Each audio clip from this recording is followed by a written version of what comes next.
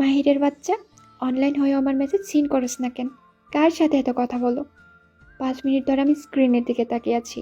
জবাব দাও, না হলে আজ তোমার ফেসবুকের আইডি আমি হ্যাক করে ডিলিট করে দিব।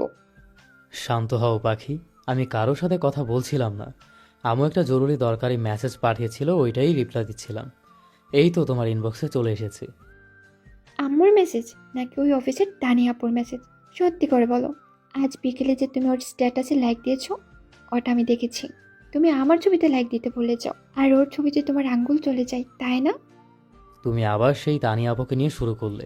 উনি আমাদের টিম লিডার মেঘা। প্রফেশনাল খাতিরে লাইক দিতে হয়েছে। এটা কোনো অত্যাচার বলো তো? তুমি জাস্ট অকারণেই রাগ করছো। আমি অকারণে রাগ করছি? তুমি আমাকে অত্যাচারী বলছো? বাহ মাহির বাহ, কত বড় সাহস তোমার!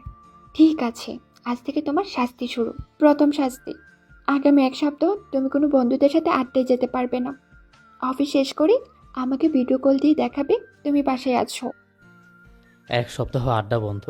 মেঘা, পরশু রিয়াদের বার্থডে পার্টি আছে, সবাই যাবে। আমি না গেলে কেমন দেখায় বলো তো?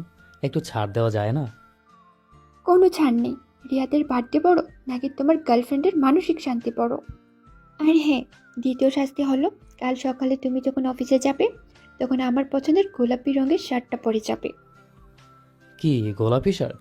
মেঘা, কাল ক্লায়েন্ট মিটিং আছে, সবাই ব্ল্যাক বা নেভি ব্লু স্যুট পরে আসবে, আর আমি ওখানে গোলাপি শার্ট পরে যাব? বস তো আমাকে চাকরি থেকেই বের করে দেবে।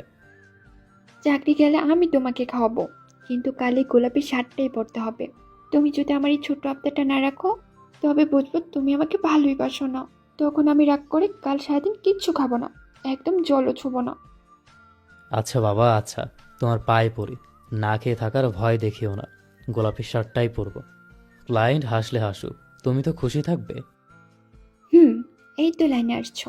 আর শোনো, কাল বিকেলে মিটিং শেষ করি আমার বাসার নিচে চলে আসবে। আমাকে সেই নতুন চকলেট ক্যাফেতে নিয়ে যাবে। আর জরিমানা হিসেবে আমাকে 3টা বড় ডার্ক চকলেট কিনে দিতে হবে। চকোলেটও দিতে হবে? মেঘা, এই মাসে অলরেডি আমার পকেট খালি হয়ে গেছে তোমার এই মিষ্টি অত্যাচারের চক্করে। আমার বেতনের অর্ধেক তো তোমার ডেজার্ট আর চকলেট কিনতেই চলে যায়। যাবেই তো, সুন্দরী গার্লফ্রেন্ড মেনটেন করতে হলে একটু তো খরচ করতেই হবে।